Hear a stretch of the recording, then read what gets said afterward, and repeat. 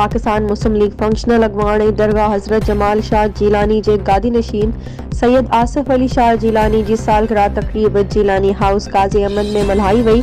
तक़रीब जो एहतमाम जाम इसरार उन्नड़ पारां कयो वियो। तक़रीब में सैयद आसिफ अली शाह जीलानी पंहिंजी सालगिरह जो केक काटियो। उन मौके ते सैयद वेलफेयर एसोसिएशन ज़िले शहीद बेनज़ीराबाद जो सदर सैयद अनवर अली शाह लकियारी, सैयद GM शाह लकियारी, पीर सरफराज अली, हाफिज अब्दुल रहमान मान्योथो, सहाफ़ी सलाहुद्दीन कीरियो, रईस अब्दुल हमीद जुणेजो, फ़कीर बशीर अहमद ख़ासखेली, मुनीर अहमद ख़ासखेली, मेहरान उन्नड़, समंदर उन्नड़ ऐं ॿिया मौजूद हुआ। आख़िर में सैयद आसिफ अली शाह जीलानी जाम इसरार उन्नड़ ऐं आयल मेहमाननि जो शुक्रियो अदा कयो।